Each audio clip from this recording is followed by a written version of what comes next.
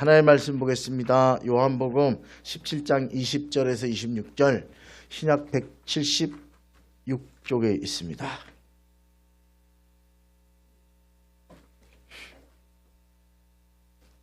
교도할까요? 오늘은 17장 20절에서 26절.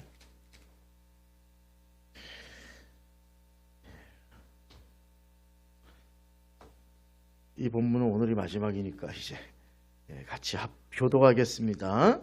내가 비옵는 것은 이 사람들만 위함이 아니요 또 그들의 말로 말미암아 나를 믿는 사람들도 위함이니, 아버지여, 아버지께서 내 안에 내가 아버지 안에 있는 것 같이 그들도 다 하나가 되어 우리 안에 있게 하사 이 세상으로 아버지께서 나를 보내신 것을 믿게 하옵소서.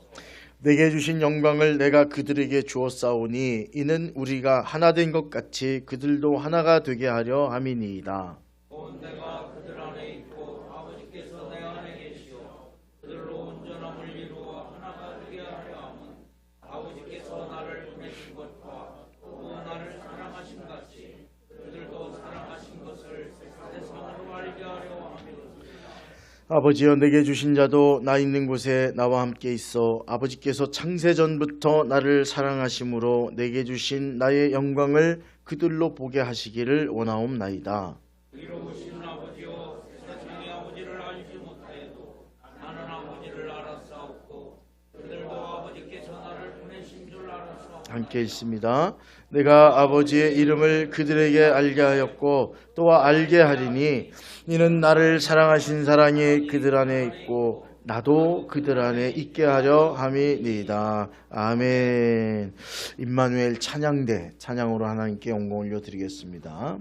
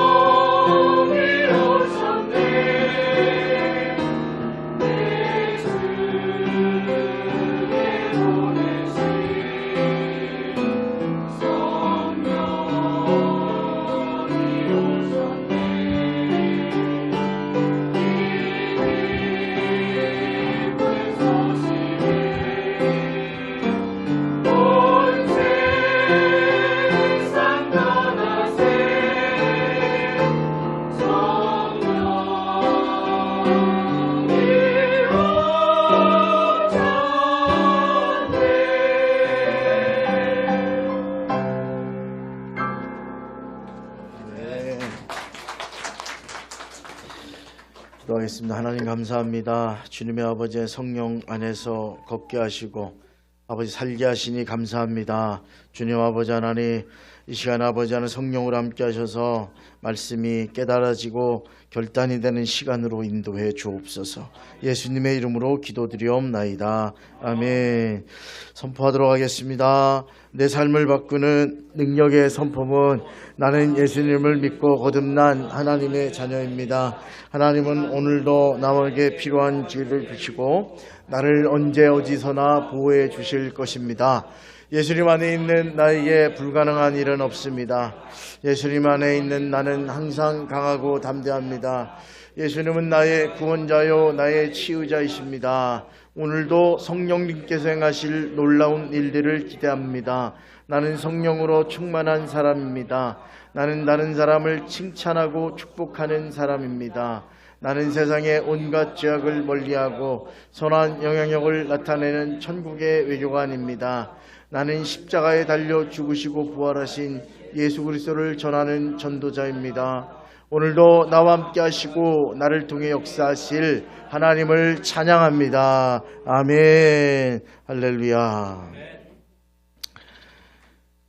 오늘 주님은 요한복음 17장의 기도를 통해서 살아서 존귀하지만 죽어서 비천한 인생이 아니라 죽어서 정말 높임받는 하나님이 기억하는 인생을 살았으면 하는 마음으로 우리를 위해 기도하시는 이 기도, 오늘도 아버지 하나님께서 이 말씀을 통해서 그 마음이 우리에게 전해질 수 있기를 주님의 이름으로 축원드립니다.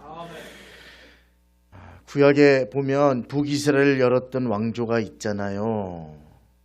그 왕조가 마지막으로 멸망한 사람이 아합이라고 하는 사람이에요. 아합은 당시에 해상 제국을 이뤘던 페니키아의 공주였던 이세벨과 결혼해서 요람과 아하시아라고 하는 두 아들을 낳았습니다. 이 가문은 권세를 누리고 해상 대제국과 사돈을 맺었으니 이게 얼마나 큰 제국이냐면 이 페니키아를 중심으로 한 게 지중해를 다 지배하고 있었어요. 우리나라도 그랬던 적이 한 번 있죠. 장보고라고 하는 사람이 완도에다가 해상을 완전히 장악해서, 그 당시에는 배가 바다 중간으로 가기는 어려우니까 바닷길이라고 해도 해안을 보고 걸어갔는데, 완도를 건너야 중국 가잖아요. 거기다가 뭐 쉬게 하는 공간을 만들고 무조건 쉬어야 되는 거죠. 일본 배든 중국 배든 어디 배든. 그래서 거기에다가 뭐 우리로 말하면 리조트 짓고 뭐 별거 다 해서 세금도 받고 해가지고 엄청난 권력을 가진 해상왕 장보고가 한번 있었던 적이 있죠. 근데 구약의 역사 가운데 엄청 오랜 기간 동안 이 지중해를 장악하고 있었고 해변지대를 장악했던 사람들이 페니키아예요. 북이스라엘이 거기에 붙어 있으니까 나라가 절반 쪼개져서 하나님이 나눠주셨지만 10개 지파가 생각하기를 저들과 함께하면 우리는 안 망하겠다. 그래서 사돈이 어떻게 돼요? 근데 이 이세벨은 우상을 가지고 들어옵니다. 아버지 이름이 엣발이에요. 바알의 자식. 얼마나 우상 숭배를 열심히 했던 나라의 공주냐면 그걸 가지고 들어와요. 그래서 온 북이스라엘이 우상 숭배로 가득 차게 됩니다. 그래서 잘 될 줄 알았는데 권세를 누리고 왕관을 쓰고 사람들 위해 군림하며 살았는데, 그러나 그들이 죽는 순간 이들은 밭에 던져지기도 하고 들깨의 밥이 되기도 하고, 요람은 타락에서 떨어져서 죽었는데 자식조차 없는, 그래서 잊혀져 버린 삶이 돼요. 이세벨이 들어와서 아합이 죽자 요람이 왕이 돼요. 그도 죽자 둘째 아들 아하시아가 왕이 되는데, 하나님께서 예후라고 하는 군대 장관을 일으켜서 쿠데타를 일으켜서 이 집안이, 이 북이스라엘 왕조가 시작된 원류 집안이 딱 끊어져요. 비참하게 죽습니다. 반대로 우리가 아는 사도 바울은 죽음 이후 2000년 동안 가장 존귀한 사도로 교회 역사 가운데 존경받고 있는 분이에요. 사람의 눈에 높으냐 낮으냐의 문제가 아니라 호흡이 붙어있는 동안 진리를 쫓았느냐 하나님의 의를 추구했느냐, 여기서 영원한 저주의 이름 이세벨, 요한계시록에 이세벨 바벨론은 저주의 이름으로 상징의 표현으로 사용될 것만큼 아주 정말 불행한 이름, 차라리 태어나지 말았으면 하는 이름. 살아있을 때는 권력을 다 누렸는데 죽음 후에 영원한 그들의 평가는 부끄러운 사람들입니다. 그러나 사도 바울은 정말 비천하고 먹지도 못하고 복음 전한다고 매맞기도 하고 죽음의 위협도 받았지만 그는 2000년 기독교 역사의 가장 위대한 사도로 존경받는 그런 이름을 갖게 되었습니다. 아침에 멀쩡히 집을 나간 사람이 저녁에 반드시 돌아온다고 하는 보장이 없잖아요. 사고 한 번, 질병 한 번에 우리도 이 땅을 떠날 수도 있다는 걸 알아야 돼요. 이 땅을 떠나는 동안 평생 쌓았던 것 다 무너지는 순간입니다. 살아있을 때 명예가 중요한 것이지 죽어서도 존귀한 사람인가, 죽어서 비천해지는 사람인가, 이것은 자신이 결정하는 게 아니고 하나님이 결정해 주시는 거예요. 말로 하는 유언 말고 삶으로 남기는 유언을 살아야 됩니다. 사람들은, 저도 여러분도 내일 우리가 살아있을 거라고 기대해요. 1년 후에 우리가 무엇 할까를 기대해요. 10년 후에는 내 삶은 어떨까? 그렇게 막 꿈을 꿔요. 근데 그거 누가 보장해 주는 거예요? 누가 그렇게 그 철석 같은 믿음으로 그렇게 살아가요? 하나님을 그렇게 믿었으면 복 받았을 것 같아. 근데 자기가 내일도 살아있으리라고 장담을 해요. 믿어요. 근데 오늘 병원 영안실에 누워있는 수많은 사람들이 우리와 같이 생각 안 했을까요? 내일도 살아있을 거야. 내년에 뭘 할 거야? 내년에 꼭 이 일을 해야지. 아마 다 그랬을 거예요. 그러나 삶의 끝이 오고 거기 그렇게 누워 화장이 되든지 묻히든지 그 둘 중에 하나를 선택하는 그 상황에 서게 되는 것입니다. 대부분의 사람들은 유언할 시간도 없이 떠납니다. 어느 날 봤더니 갑자기 돌아가셨어. 그렇게 하셨어. 오히려 유언할 시간이 남아있다는 건 복이에요. 근데 자꾸 나는 살 것 같고, 그런데 그 시간이 오기 전에 어떻게 돼요? 제가 보니까 입이 마르고, 입이 바짝 마르고 혀가 굳어지더라고요. 내가 보니까. 뭐라고 얘기하는데 안 들려요. 그래서 권사님이 뭐래요? 그랬더니 아들이 모르겠습니다. 그냥 들어보니까 하는데 무슨 소리인지 몰라요. 몇 마디에 남길 여유가 있대 해도 혀가 굳어가고 숨은 거칠어져서 자녀들이 제대로 알아듣지 못하는 걸 보았습니다. 그러므로 진짜 유언은 말이 아니구나. 평생 살아온 삶 전체가 유언이 되어야 합니다. 평생 불의와 타협하고 돈 앞에서 권력 앞에서 양심을 팔며 살면 이 정도 불의는 괜찮겠지라고 하는, 이렇게 살아도 된다고 하는 유언을 자식들에게 남기는 것과 마찬가지예요. 그러나 평생 진리 안에서 손해보더라도 하나님의 의를 붙들고 살려고 애썼고 말 한마디도 못 남겨도 이미 하나님 붙들고 살아갔던 그 모습 보면서 우리 어머니 아버지가, 우리 할아버지 할머니가 무슨 유언을 남겼는지 다 알아요. 너도 하나님 안에서 하나님을 사랑하며 바른 삶 살다가 주의 나라에서 만나자. 다 알아들을 수 있어요.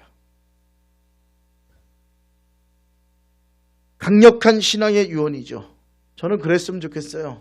아버지처럼, 어머니처럼, 장로님처럼, 집사님처럼 살아야겠습니다 라고 하는 삶의 유언을 남기는 분들이 되시기를 주님의 이름으로 부탁을 드립니다. 이세벨 다시 한번 살펴보면 강대국 페니키아 공주 출신으로 이스라엘 북이스라엘 왕비가 된 이후 온통 나라를 바알과 아세라 우상으로 물들였어요. 엘리사의 기름 부음을 받고 쿠데타를 일으킨 예후가 왕궁으로 진격하자 살아있던 둘째 아들이 있었어요. 그가 같이 전쟁에 나갔는데 반란을 일으켰으니까 도망치다가 화살에 그 점띠 젖는 나이에 화살이 심장을 관통해서 즉사했어요. 그 소식이 이세벨에게 들려오죠. 예후가 진격을 합니다. 왕궁으로 진격하는데 2층 왕궁에서 화장을 하고 앉아서 이 시므리의 아들 반역자야 하면서 욕을 하고 있었어요. 그때 예후가 외쳤죠. 누가 하나님의 편에 설 것이냐? 그랬더니 옆에 있던 내시들이 이세벨을 들어서 2층으로 내던집니다. 창밖에 떨어지면서 벽에 부딪혀서, 그리고 예후의 군대가 달려들어서 말로 짓밟아서 시신이 훼손돼요. 예후가 하는 말이, 그래도 왕족 출신인데 예후를 갖춰 장례 치러라.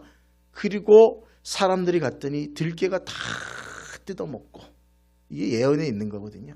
들깨가 다 뜯어먹었어요. 근데 딱 남은 게 뭐냐면 머리하고 두 손하고 두 발이 남아있더라는 거예요. 몸통은 다 뜯어먹었는데 우연히 그렇게 남은 것 같아요? 아니요. 하나님이 경계하시기 위해서 그랬어요. 머리는 뭐예요? 무엇을 생각하며 살았냐? 세상의 욕심과 악한 개로 가득 찬 머리였던 이세벨의 머리. 손은 무엇을 붙들고 행했는가? 불의한 이익과 죄의 일을 붙잡은 손이었죠. 포도원을 얻기 위해서 포도원 쥐고 있던 자기의 백성을 살인교사하고 그랬잖아요. 웃으면서 거짓 증인을 세워서 온갖 악을 다 행했어요. 갖고 싶은 왕인데 가져야지. 하나님이 두렵다 그랬더니 하나님은 얼어 죽을, 내가 대신해 주겠다 그래서 살인교사를 일으키고 그렇게 살았던 이세벨의 손. 발은 어떻습니까? 늘 하나님을 떠난 자리, 우상 숭배하는 자리에 있었어요. 그 당시 전국에서 엘리야와 대결하게 모였던 우상 숭배자가 제사장이 850명이었대. 전국에. 엄청난 거예요. 그 좁은 이스라엘에 제사장만 우상 숭배 850명이 모여서 엘리야 하나와 대결을 벌이잖아요. 머리와 손과 발을 통해 이세벨은 남편을, 두 자녀를 주변을 죄로 끌고 갔고 결국 자기 인생도, 가문도 폐허가 되게 만드는 일을 벌이고 말았습니다.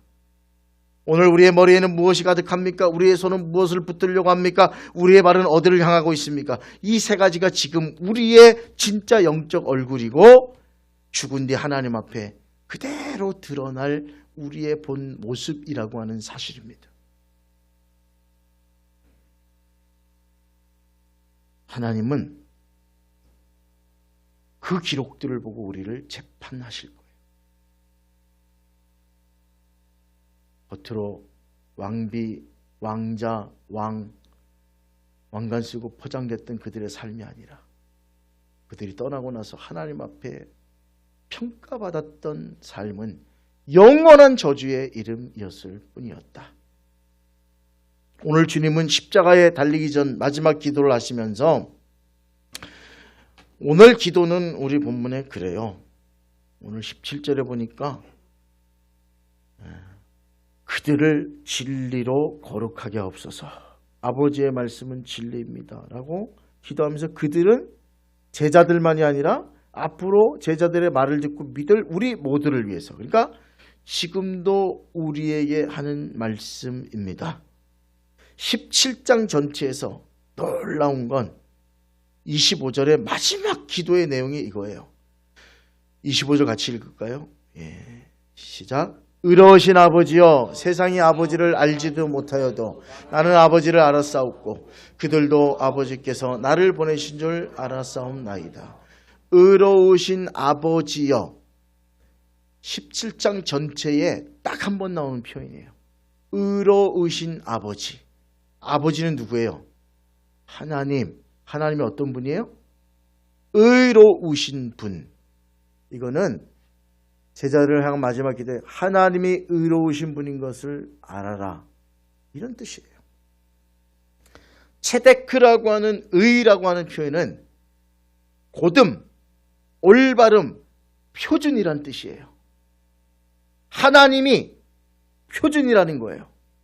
하나님은 의로우신 분이라는 거는 세상에 우리가 기준을 가지고 난 이 정도면 돼. 나는 이 정도 삶이면 괜찮지. 나는 그래도 잘 살았어. 아무리 우리가 얘기해도 의로움, 하나님은 의 자체잖아요. 하나님의 잣대가 있다는 거예요. 난 잘 모르겠는데 이 볼펜이 몇 센치짜리일까요? 16cm? 15cm 되겠네. 내가 벌리면 18cm거든. 대충 알아요. 다 필요 없어요. 15cm인가 14cm가. 뭘 갖다 대면 돼요? 자. 여러분이 아무리 14cm라고 우겨도 자를 딱 갖다 대면 정확한 센치가 나와요. 13.4cm네. 이렇게 나오는 거예요. 그 고듬, 올바름, 잣대가 의예요. 체데크라고 하는 뜻이에요. 하나님은 어떤 분이라고요? 올바름, 고듬, 체데크, 자와 같은 거에 딱 갖다 대는 거예요. 딱 되면 우리가 의로운지 아닌지가 하나님 앞에 다 드러나게 되는 거예요. 너는 잘 살았구나. 내가 잣대를 대보니 너는 합당하게 살았구나 라는 소리를 듣고, 어떤 사람은 잣대를 댔더니 막 대단한 것 같았는데 대봤더니 가짜인 거예요. 부풀려져 있던 가짜인 거가 되는 거죠. 하나님은 모든 피조물에게 올바름, 의의 기준이 되는 분이 하나님이시라는 걸 기억하라는 거예요. 동시에 의로우신 이유가 또 뭐예요? 위로가 되지 않아요? 하나님이 불의하신 분이면 세상은 불의가 판치잖아요. 죄가 판치는 세상에서 사기치고 잘 먹고 잘 사는 사람들 부러워하며, 아이고 저 사람은 저런 차를 타고 다니네. 나는 평생 일하고 애썼는데 이 정도인데 쟤는 뭘 해갖고 저렇게 잘 살까? 저렇게 부자가 됐을까? 불의를 해서라도 잘 먹고 잘 살아야지 하는 마음을 줄 수 있잖아요. 근데 인생에 다 끝나고 나면 하나님이 당신 스스로 의가 되셔서 잣대를 딱 대는 거예요. 형편없구나 너는. 제가 대통령이었는데, 제가 큰 기업을 해서 수십만 원을 먹여 살렸는데 그게 무슨 상관이란 말이냐. 딱 됐는데 미달이에요. 끝나는 거예요. 근데 이 땅에서 고난당하고 어려움 당하고 힘들게 그렇게 살아가지만 줄을 붙들고 걸어가는 그 삶을 살았어요. 아, 인생이 그래도 왜 이렇게 어려웠던가 하고 갔는데 주님이 당신의 의가 돼서 잣대를 딱 댔는데 합격이에요. 너 내 말을 따라 살았구나. 내 말에 순종하며 살았구나. 하나님을 사모하고 살았구나. 이웃을 내 몸과 같이 섬기며 살았구나. 하나님이 그 잣대를 딱 대주시며 합격하는 기준이 되는 게 의로우신 하나님이라는 거예요. 저 십자가는 의로움을 보여주는 거예요. 저 십자가는 동시에 사랑을 보여주는 거예요. 하늘 보좌를 버리고 우리를 구하겠다고 이 땅에 오셔서 십자가 지시고 돌아가셨잖아요. 그 큰 사랑 때문에 우리가 죄사함 받고 하나님의 자녀가 됐잖아요. 사랑이 있어요. 근데 또 하나는 뒤집어 보면 엄청 무서운 거예요. 당신의 외아들을 죽이면서까지 죄를 용서하지 않으시는 하나님의 공의가 저기에 들어있는 거예요. 사랑이 하나님인데 공의의 하나님이기도 해요. 의의 하나님, 잣대를 대신다니까요. 이걸 잊지 말라는 거예요, 주님은 오늘. 사랑하는 여러분, 우리는 예수님 안에서 하나님의 사랑과 하나님의 의를 동시에 받은 사람들입니다. 사랑은 감사로 받고 하나님의 의는 우리가 이제 살아내야 될 신앙인의 모습이라고 하는 사실이에요. 사랑하는 여러분, 저는 오늘 저와 여러분들이 잘 선택했으면 좋겠어요. 사람은 큰 돌에 넘어지지 않는데요. 작은 돌에 넘어진대요. 내 의라고 느끼는 순간, 내가 뭘 한다고 느끼는 순간 우리는 넘어지게 되어 있습니다. 오직 주님의 사랑을 붙들고 하나님의 의를 붙들고 지금 이 땅의 전부가 아니고 하나님이 나를 심판하실 날이 있다는 걸 기억하고 그때 하나님의 기준에 맞는 삶을 살아야 됩니다. 오늘 우리의 머리와 손과 발 누구에게 드릴 것인가 결정해야 됩니다. 머리는 세상의 욕심과 세상의 욕망과 질투로 가득 채울 것인가, 하나님의 말씀과 진리로 채울 것인가, 내 손은 불의한 이익, 더러운 관계, 타협을 붙잡을 것인가, 하나님의 의를 붙드는 삶을 살 것인가, 내 발은 죄의 자리, 타협의 자리로 걸어갈 것인가, 하나님을 떠난 자리로 갈 것인가, 아니면 의와 진리와 하나님 안에 향하는 걸음으로 살 것인가. 내 머리와 내 손과 내 발이 결정하는 그 삶이 여러분의 인생을 결정짓게 될 것입니다. 사랑하는 여러분, 오늘 결정이 여러분의 영혼을 만들잖아요. 이 순간 머리와 발과 손을 하나님께 드리는 사람은 그 손과 발과 머리를 통해 하나님의 향기로운 제물이 될 것이고, 우리가 이 땅을 떠난 뒤에 자녀와 교회 이웃에게 남겨질 가장 아름다운 신앙과 유산, 깊은 유언을 남기는 거죠. 그 권사님 생각하니까 정말 훌륭한 분이었어. 그 집사님 생각하니까 정말 하나님의 사람이었어. 큰 교회 작은 교회가 어디 있어요? 하나님 앞에는 오직 하나님의 사람만 있는 거예요. 죽어서 비참해지는 인생이 아니라 죽어서 더 존귀해지는 인생, 오직 하나님을 향해 걸어가는 그 사람만이 받을 수 있는 거예요. 포장되어 있는 것도 다 버리고, 속이는 것도 다 버리고, 성도인 것처럼 사는 것도 좀 버리고, 진짜 성도가 되고 진짜 손과 발과 내 생각과 머리의 모든 것을 하나님께 드림을 통해서 얼마나 우리 인생에 남아있는지는 모르겠습니다. 저도 50 중반 넘기니까 이런 생각이 들어요. 와, 나 얼마나 남았을까? 은혜 주시면 여기 은퇴하는 거고, 안 그러면 참 어렵겠다. 여러분, 은퇴하시는 70 은퇴하시는 목사님이 되게 많을 것 같은데 내가 듣기로는 한 60%가 안 된다는 것 같아요. 중간에 자원 은퇴해버리고 그만두기도 하고, 목회를 시작했는데 병으로 돌아가시기도 하고, 여러 가지로 해서 70까지도 목회하는 게 이게 복이에요, 복. 그래서 은퇴 찬양 예배를 드려주는 거예요. 나는 앞으로 50년도 못 살겠지, 그런 생각이 들더라고요. 그래서 한쪽엔 욕심이 나는 거예요. 큰 교회 한번 가서 목회해야 되나? 이렇게 이름 없이 빚 없이 살아야 되나? 뭐 이런 마음. 또 한쪽에는 한국 교회가 엄청 어렵잖아요, 지금. 아세요? 새롭게 다시 부흥하고 있지만 놀랍게도 한국 교회의 45%의 목사들이 30명 이하의 교회에서 평생을 목회해요. 거기에 비하면 우리 교회는 대형 교회지 뭐. 절반 이상이 그렇다고요.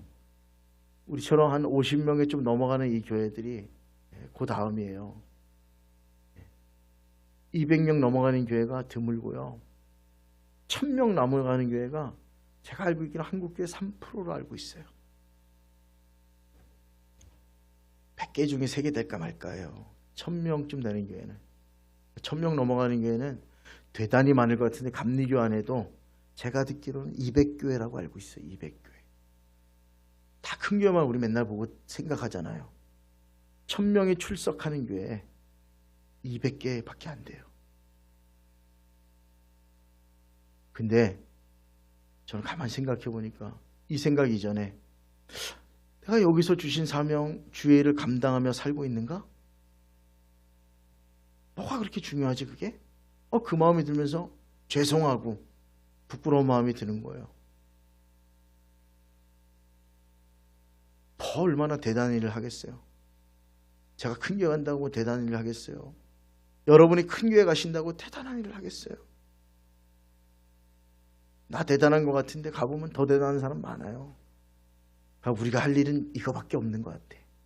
내 손과 발과 내 머리를 통해서, 내 삶을 통해서 정말 향기로운 그리스도인의 헌신과 봉사의 삶을 살고 누가 나를 생각해도 그분이 생각나는 그런 아름다운 삶의 유언을 남기는 그런 성도가 되어야 되잖아요. 그러기 위해서는 삶의 매 순간마다 주의 영광을 돌리는 삶을 살아야 됩니다.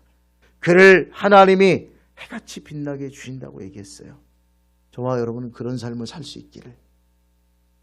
우리는 따라해 보세요. 이거 내가 요즘 안 했는데 자꾸 하니까 이상해. 대땀펄교회 성도입니다.